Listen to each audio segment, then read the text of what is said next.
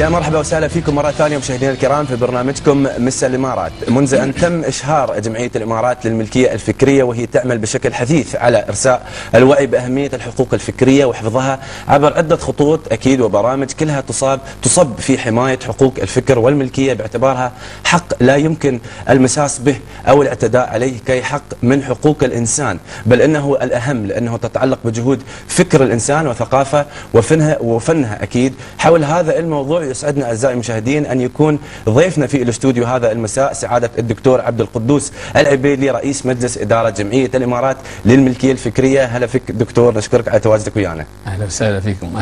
الله يعافيك يا رب. شكرا شاكرين لكم. احنا يعني جهود الجهات الإعلامية في يمكن يعني هاي إضافة من قناتكم للدولة ككل. ألا وهو موضوع الملكية الفكرية بحاجة إلى تسليط الضوء عليه من قبل الإعلام بالذات. نعم. حتى نصل إلى أكبر شريحة، وهاي حقيقة قناتكم تشكر عليه. شكرا لأنكم أنتم يعني جالسين تساهمون في نشر الوعي بالملكية الفكرية، والملكية الفكرية يعني بحاجة إلى مثل هذا الدعم. طبعا سعادة الدكتور هذه وظيفتنا، وشو راي حضرتك نفس ما انت قلت احنا محتاجين الدعم. احنا سوينا استفتاء صغير للناس عن هذا الموضوع، شو رايك نروح نشوفه؟ زين مشاهدينا الكرام خلونا نشوف هذا الفوكس بوب وبنرجع.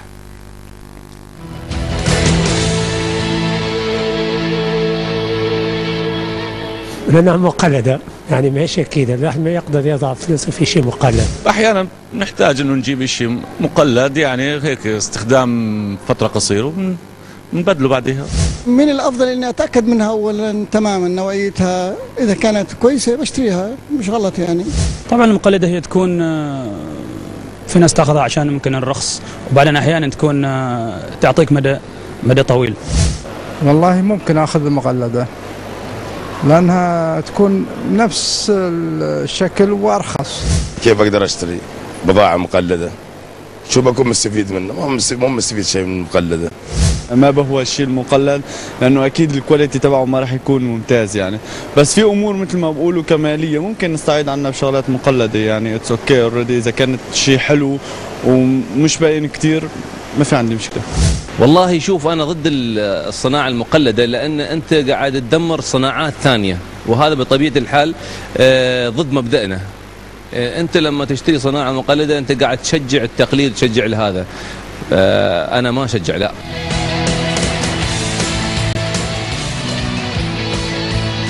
يا مرحبا وسهلا فيكم مرة ثانية مشاهدينا الكرام، وأكيد يعني شفنا هذا الاستفتاء وبنرحب في ضيفنا بعد مرة الدكتور، وخلنا نشوف شو تعليقه على الاستفتاء قبل أي شيء. دكتور شو رأيك في آراء الناس؟ لو تلاحظ الغالبية ضد الأشياء المقلدة. نعم. نوعا ما في دولة الإمارات في ثقافة عن الملكية الفكرية، في جزئية هم يتكلمون فقط عن البضائع المقلدة. نعم. احنا طبعا موضوع الملكية الفكرية يصب في 3 محاور. نعم. احنا نتكلم عن براءة اختراع، نتكلم عن علامة تجارية، ونتكلم عن حق المؤلف. نعم.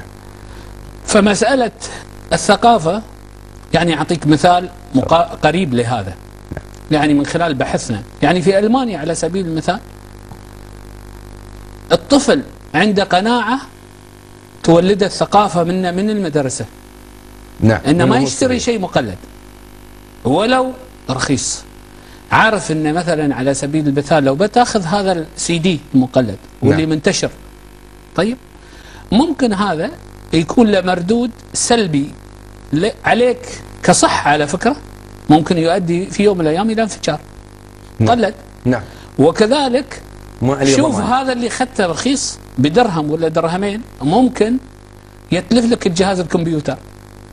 شوف كيف المسألة يعني في توعية دكتور فيها سلبيات مادية عليك وصحية. نعم. فما بالك بمن يقلد دواء ويصل أحيانا تقليده إلى دواء خاص بالقلب. وفي أكثر من مرة طالعتنا الصحف أنه تم إلقاء أو تم ضبط في الجمارك أن في ناس قلدت دواء القلب اللي هو الاسبرين مال القلب. طيب لو هذا نزل وناس استخدمته وتوفى، هذا الشخص والاشخاص، ولا مع طول الوقت اثر على قلوبهم وفقدنا اشخاص كثيرين في هذه الدولة. شو المردود السلبي علينا في دولة الإمارات؟ احنا الواحد هذا الله يحفظ شيوخنا، واحد فقط يصير له حادث ولا يصير له شفته من أيام ولا يغرق تستنفر الدولة كلها. أنا بالنسبة لي أقول هذا موضوع التقليد يجب أن نضرب عليه بإيد من حديد، لأنه يؤدي إلى ليس فقط دمار، احنا نحاتي الحوادث والى غيره، ولكنه يؤدي الى اصابات خطيره والى موت. بالنسبه لي انا هذا الشخص نعم اللي سولت نفسه انه يدخل دواء مقلد وخاصه في هالموضوع ويؤدي الى الوفاه، انا اعتبره قاتل بالنسبه لي انا، وانا رجل قانون بعد بالاضافه الى ذلك. هذا ادى الى جريمه قتل انسان لما دخل حبوب مقلده. صحيح. استفتاءكم اللي سويتوه لو تلاحظ اغلب الناس ضد الاشياء المقلده، لكن واحد منهم قال بشتري. نعم. اوكي بشتري شيء مقلد. مثلا قد يكون للرخص، بس احنا يمكن بنتطرق ان احنا في جمعيه الامارات للملكيه الفكريه من ضمن اهدافها هي التوعيه. يعني اساس انشاء هاي الجمعيه ان احنا نبدا في موضوع التوعيه. نعم. سواء كان من خلال مؤتمرات ولا من خلال منشورات ولا من خلال الاتصال بالجهات المعنية كلها. نعم. ويجب أن نبدأ التوعية من المدارس. يمكن احنا كان لنا نشاط في المدارس في الجامعات، ألقينا محاضرات إلى آخره، فاحنا إن شاء الله تعرف احنا كجمعية تطوعية وناس شباب كلهم من دولة الإمارات أخذوا على عاتقهم أنهم يعني بالإضافة إلى الجهات المسؤولة عن الملكية الفكرية يجب أن احنا الآن من المجتمع المدني. نعم. وتم الانتخاب يعني وفقا للجمعيات وقانون الجمعيات، وبدأنا يعني من حوالي سنتين نخوض في الملكية الفكرية، وإن شاء الله نأتي بنتائج إيجابية إن شاء الله. دكتور متى أسست الجمعية؟ الجمعية أسست في 2010. نعم. هي متواجدة يعني هي طلع فيها قرار من معالي الوزيرة مريم الرومي. نعم. وزيرة الشؤون جزاها الله خير. يعني لابد أنا كل مرة أسوي لقاء أشكرها، لأنها يعني هي يمكن وفقا للنظام، لكن جزاها الله خير أن هي اقتنعت بموضوع الملكية الفكرية.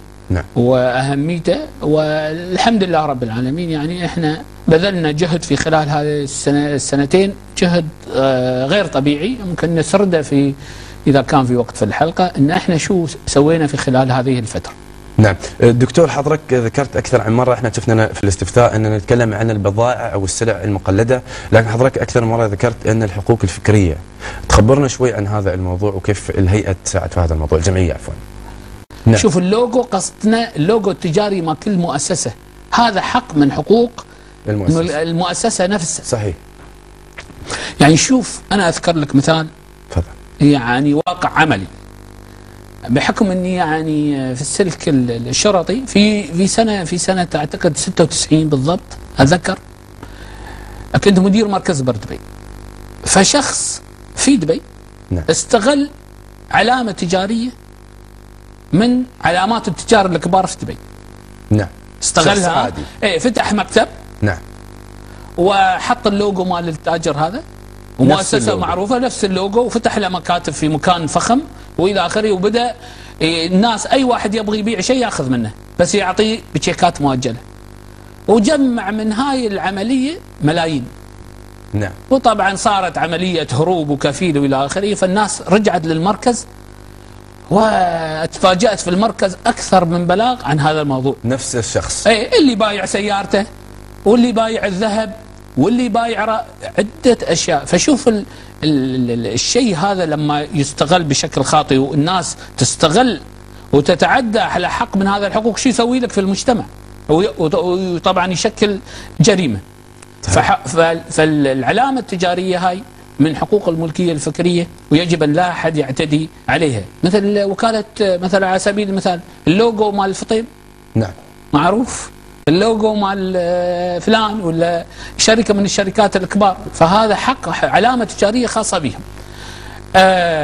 كذلك عندنا شيء اسمه براءة الاختراع وحق نعم. الاختراع، وهذا ينصب الحق هذا في أن الشخص يبدع ويبدأ يخترع شيء، وهذا الشيء من حقه وحق أصيل له في فكرة ناتج الفكر. نعم. بس لكن لازم هاي الحقوق الثلاث لازم تطلع إلى الواقع العملي، صحيح، وليست تكون مخبأة في عقل الشخص. مثلا الكتاب لابد أن يؤلف الكتاب ويطلع ويبرز ويطبع وإلى آخره حتى تمارس عليه حقك، سواء كان أدبي أو سواء كان مالي.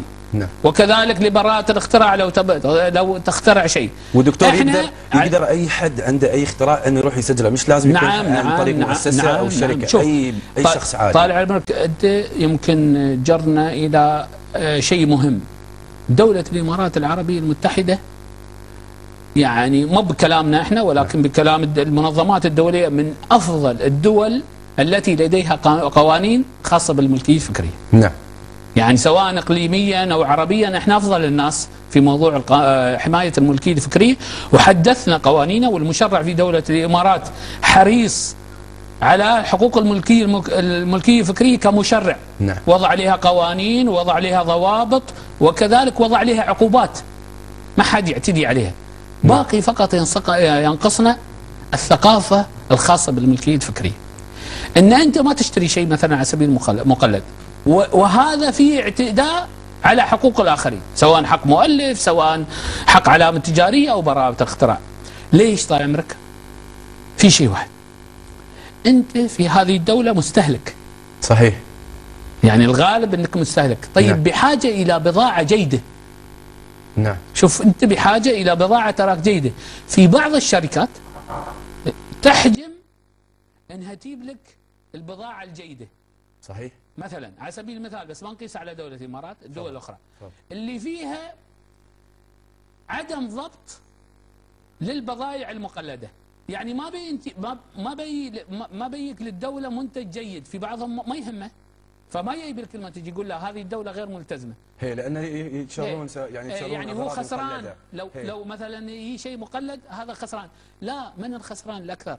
كذلك الدولة خسرانة. صحيح كلامك 100%. موضوع الجمارك لا ننساه، لأن هذا الموضوع البضائع المقلدة حتى يسبب إشكال بالنسبة لموضوع الضريبة. أكيد طبعاً. الجمارك اللي ما تضع على هاي واحنا بحاجه صحيح. الى ان احنا ما ينقصنا شيء، بحاجه الى ان نكون دوله في مصاف الدول. على صح. فكره احنا تصنيفنا في المنظمات الدوليه جيد جدا، ممتاز، من افضل الدول. صحيح. بس كذلك احنا دائما تعرف نبغي نرقى دائما الى الاول. اكيد اعتقد هذا طبع انساني. دكتوره بستاذنك بناخذ اتصال ومعانا جواد، تفضل. الو. ايوه اهلا. الو سامعينكم. وعليكم السلام. تفضل جواد، شو حاب تسال؟ اهلا بك، الله يسلمك. الله يعافيك يا رب. طبعا نشكركم على البرنامج الجيد، واحب ايضا اشكر سعاده اللواء الدكتور اللي ما شاء الله يعني مداخلته وكلامه حديثه، يعني انا ما عندي شيء اكثر اقوله. شكرا بس لك. ولكن انا يعني ايد ان ما شاء الله اليوم الامارات وصلت في مصاف الدول المتقدمه في مجال حقوق الملكيه الفكريه. نعم. سواء يعني من ناحيه القانون، من ناحيه التشريعات، من ناحيه التطبيق. اليوم لو تحدثنا مثلا يعني عن وين اليوم الدولة في مصاف الدول الكبيرة المتقدمة في مجال الملكية الفكرية فيما يخص برامج الحاسب الآلي. اليوم الإمارات تعتبر الدولة العربية الوحيدة على قائمة أفضل 30 دولة بالعالم، بل وأيضا سبقت أكثر من 8 دول أوروبية. احنا الآن أكثر من 13 سنة الإمارات الأولى عربيا في مجال حماية برامج الحاسب الآلي. نعم. نظر طبعا في اهتمام اولا كبير بالملكيه الفكريه على مستوى المسؤولين، وايضا شيء ثاني ان احنا عندنا قانون من افضل القوانين عندنا في المنطقه. الحمد لله. الشيء الثالث ان التطبيق الحازم والفعلي لتلك القوانين هذا ما ساعد على ان بروز الامارات في مصاف الدول المتقدمه في ما يخص الملكيه الفكريه. الحمد لله، هذا فخر اكيد كبير لنا. نعم. اقول لك اكيد طبعا هذا فخر كبير لنا. طبعا هذا فخر لنا طبعا. نعم. ان احنا نرى الامارات اليوم يعني في مصاف الدول المتقدمه. صحيح كلامك. في سؤال معين حاب تساله الدكتور سيد جواد؟ والله انا يعني طبعا ما شاء الله الامارات تزخر فيها الجهات الرسميه المعنيه بموضوع الملكيه الفكريه. نعم. وانا ايضا اشد على يد سعاده اللواء الدكتور بما انه هو رئيس جمعيه الامارات الملكيه الفكريه. طبعا جهودهم ما شاء الله واضحه، ويعني من بدايه ظهور الجمعيه والى اليوم طبعا في اهم مؤتمر اقليمي كان ووطني كان على المستوى الدولي في شهر ابريل الماضي يعتبر الاول، والان ان شاء الله قريبا يكون الثاني على بدايه السنه 2013. ثم ايضا احنا نبغي تكاتف كل الجهود، لان نرى دوله الامارات دائما في مصاف الدول المتقدمه والاولى ان شاء الله. نعم، شكرا. شيء ثاني استاذ جواد؟ الله يسلمك. والله يعني هذه ودخلتي، واعتقد الاخوه وسعاده اللي هو الدكتور يعني ما قصر ما شاء الله واعطانا معلومات كثيره. الله يعافيك، نشكرك على مداخلتك الجميله، نشكرك. شكرا لكم، شكرا جزيلا. الله يعافيك، الله يعافيك. نرجع لك دكتور، اكيد طبعا بضم صوتي لصوت الاخ. كلمنا هو على اكثر من شيء، وانا شفت حضرتك كنت متفاعل شويه، حابب تعلق اكيد على اتصال، تفضل. هو طبعا في مجال البرامج الكمبيوتر، نعم. يعني يمكن أكثر هاي البرامج هي اللي تأتي مقلدة، يعني ما شاء الله الدول المتخصصة في موضوع تقليد برامج الكمبيوتر مهمة جدا، وموضوع البرامج الكمبيوتر بالمليارات ليس بالملايين ولا بالمليارات الخسائر اللي موجودة. نعم. لكن الحمد لله يعني احنا في دولة الإمارات بقوانيننا، لكن ومع ذلك يعني احنا كنا في المرتبة 21، نزلنا صرنا في المرتبة 23، بالرغم انه يشير ان احنا متقدمين، لازلنا متقدمين. نعم. لكن لو ما تضافرت مثل ما يقول الجهود في الجهات المعنية بالحد من هاي الامور، يعني الخوف ان احنا ننزل درجة اخرى، واحنا ما نبغي ننزل في مصاف يعني تصنيفنا في العالم. فاحنا بحاجة الى مظلة عامة تجمع جميع هاي المؤسسات لكي يعني يكونون يد وحده في موضوع الملكية الفكرية. شو من هم هؤلاء؟ طبعا على راسهم وزارة الاقتصاد، هي اللي معنية بتطبيق القوانين في حقوق الملكية الفكرية. أجهزة الشرطة اللي هي تضبط أي شيء مقلد، هاي مسؤوليتها. صحيح. طيب الجمارك مو وين يدخل؟ يعني أنا يعني بقول لك، يعني في مرة عملنا ندوة عن الملكية الفكرية في رمضان في مجلس الفريق ضاحي خلفان تميم، فتساءل الفريق ضاحي خلفان تميم هاي الأشياء المقلدة تنزل من السماء لوين تينا؟ يعني مو وين تدخل؟ أكيد تدخل يا من المطارات يا من المواني. صح. ما تدخل علينا من السماء. إذن في جهة أخرى بعد هي الجمارك، أجهزة الجمارك منوط بها. من هم؟ الدوائر الاقتصادية بعض منوط فيها هذا الأمر. ولما جرى احنا وكذلك الجمعية وياهم. نعم. إذن هؤلاء يجب أن يكون لهم مظلة تجمعهم كلهم بحيث تتكافت في الجهود، وليست تكون الجهود فقط فردية. على الشرطة جزء، على الجمارك جزء، يعني شوف. فلهالسبب احنا بحاجة إلى مظلة تجمع هاي المؤسسات بحيث هي توضع خطة استراتيجية عامة على مستوى الدولة، واحنا يمكن عندنا ممارسات. نعم. من المسؤولين في الدولة لمثل هاي الأمور في مجال التعليم، في مجال الصحة وإلى آخره. احنا بحاجة أعتقد أن مظلة للملكية الفكرية، واحنا يعني لا يخفى عليك كجمعية احنا يعني عندنا لدينا دعم في هذا الموضوع حقيقة من شخص يعني لو ذكرته يمكن يقولون لي عنه، لكن أنا صراحة أذكره لأن واقف ويانا الجمعية، ألا وهو سيدي الفريق الشيخ سيف بن زايد. داعم هاي الجمعية دعم يعني غير يعني كبير جدا، خلينا يعني نشتغل. هو سموه يعني حقيقة يعني حريص على موضوع الملكية الفكرية. صحيح. سعادة الدكتور أيضا أظني معانا مداخلة ثانية وبقول ألو. مساكم الله بالخير. الله يعافيك. حياك الله. بداية نمسي على الدكتور عبد القدوس الأستاذ الكبير اللي له دور كبير في بناء وتأسيس الجمعية. نحن حقيقة في جمعية الإمارات، جمعية الناشرين الإماراتيين، نعم، نمضي في عملنا وإنتاجنا تحت وبالتعاون مع مظلة جمعية الإمارات لحماية الملكية الفكرية. صناعة النشر لا يمكن أن يكون لها قيمة أو وزن إلا على عنصرين: الكاتب المبدع مع القارئ المبدع، كذلك ضمان وحقوق النشر والضمانات التي تمنع السرقات الأدبية. حقيقة في شراكتنا احنا وقعنا مذكرة تفاهم مع جمعية الإمارات لحماية الملكية الفكرية، حقيقة برعاية سمو الشيخة بدور بن سلطان بن محمد القاسمي رئيس الجمعية والدكتور عبد القدوس، حتى تكون جمعية الإمارات لحماية الملكية الفكرية المظلة القانونية الداعمة. حقيقة حققنا بهذه الشراكة قفزات، وفروا علينا الجهد القانوني، وفروا علينا سنوات من الجهد ممكن نبذلها في جمعية الناشرين الإماراتيين. نعم. وهذه دعوة للشراكة. المؤسسات الأخرى في دولة الإمارات لما توقع اتفاقيات شراكة توفر الوقت، تحصل على المعلومة الأخيرة. عشان كذا دولة الإمارات في مسألة حماية الملكية الفكرية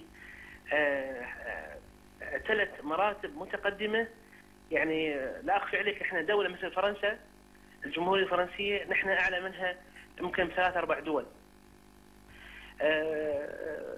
حقيقة احنا في جمعية الناشرين الإماراتيين لنا لقاءات دورية وثابتة مع الدكتور عبد القدوس والفريق. حقيقة الفريق الألمعي من الشباب الإماراتيين المتميزين، حقيقة نستفيد من خبراتهم وتجربتهم، وأنا أؤكد على هذه الشراكة. ومثل ما تفضل قبل قليل الدكتور أن مظلة القانون وحماية الملكية الفكرية نعم. هي من نفس مظلة دولة الإمارات القانونية، صحيح، نفس ما ذكر الدكتور أكيد، ومتكاملة.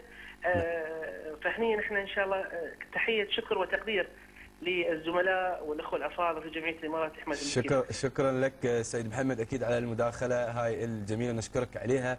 ونرجع شوي لسعادة اللواء. مع الأسف يعني الوقت قام يضيق علينا شوية، لكن قبل ما حضرتك يروح أنا أبغى من سعادة اللواء الدكتور عبد القدوس نصيحة لنا كلنا في هذا الموضوع. شو احنا كمجتمع شو وظيفتنا؟ يعني حضرتك ذكرت ان في مظله وذكرت كل المؤسسات والهيئات اللي لازم تتدخل، احنا كمجتمع شو وظيفتنا؟ يعني شو نصيحتك لنا احنا كمجتمع؟ اول شيء نبعد عن الاشياء المقلده، نحاربها. ليش؟ لان يمكن الدين ديننا كذلك يامرنا ان احنا ما نعتدي على حقوق الاخرين. فأي شيء شيء مقلد معناته اعتديت على حق من حقوق الآخرين. هذا يجب أن يكون عندنا واضح. لو شفت هذا الشيء المقلد أبعد عنه، ما أشتري. نعم. تكون عندي ثقافة وأولد ثقافة لدى الجيل اللي عندي في الأسرة. يعني أبدأ أساعد. أنت تبغي تساعد كمجتمع، يجب أنك أبنائك وغيره تقول له يعني لا تشتري شيء وتبعد عن الشيء المقلد، لا. والشيء الأهم تبلغ عن الأشياء المقلدة إذا شفتها.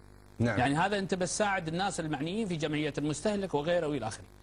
الشيء الآخر أنا أقول إن إحنا الشاب أو العقل الإماراتي عقل جبار.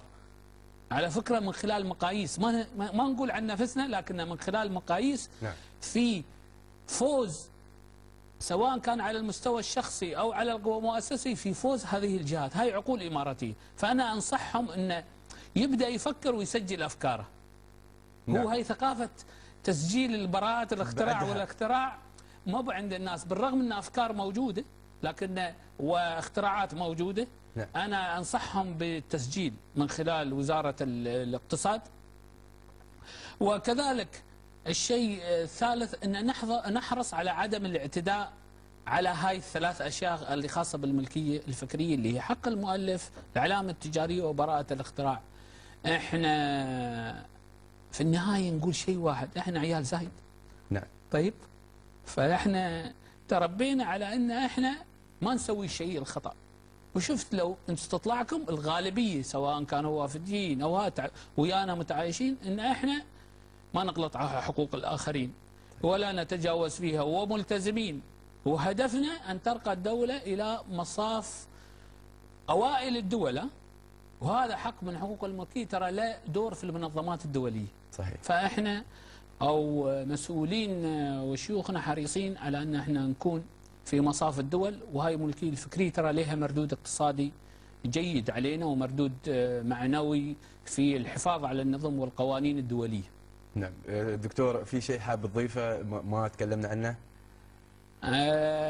الثقافة بحاجة إلى حلقات، يعني موضوع صحيح. الملكية الفكرية ممكن نأتي إلى حق المؤلف نسوي فيه أكثر من حلقة والى آخره والى آخره، يبغي له تخصيص. يعني أنا أتمنى من القنوات ومن قناتكم أن نخصص لموضوع الملكية الفكرية على الأقل في الشهر مرة. نعم. زين 12 موضوع في خلال الشهر، ها شيء شيق، لأن تشوفوا لما تواصلتوا ويا الناس شو كانت ردود أفعالها. صحيح. فلهالسبب لو تتاح لنا مساحة في الإعلام نبدأ فيها ونوعي الناس عن موضوع الملكية الفكرية في حلقات متفاوتة في هاي الأشياء اللي قلناها، هذا بيكون شيء جميل لنا. وإحنا لازم حد يتبنانا وحتى الإعلام. ليش؟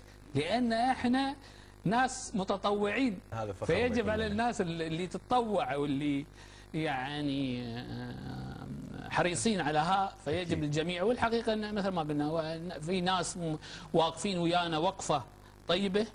يعني أنا اليوم كان اتصال بيني وبين الشيخة بدور القاسمي في مثل هاي المواضيع، وسموها حريصة على أنها تتابع بنفسها مثل هاي المواضيع الخاصة بحق المؤلف والناشرين والى آخره. فالحمد لله رب العالمين، ونتمنى أن تكرر لقاءاتنا عن الملكية الفكرية إن شاء الله. إن شاء الله أكيد. هذا يعني تمنى لنا أيضا. نشكرك جدا سعادة اللواء الدكتور عبد القدوس على تواجدك ويانا في الاستوديو. شكرا جزيلا لكم، أهلا وسهلا فيكم. شكرا لك. أما أنتم مشاهدينا الكرام خلكم ويانا فاصل وخلكم فيانا.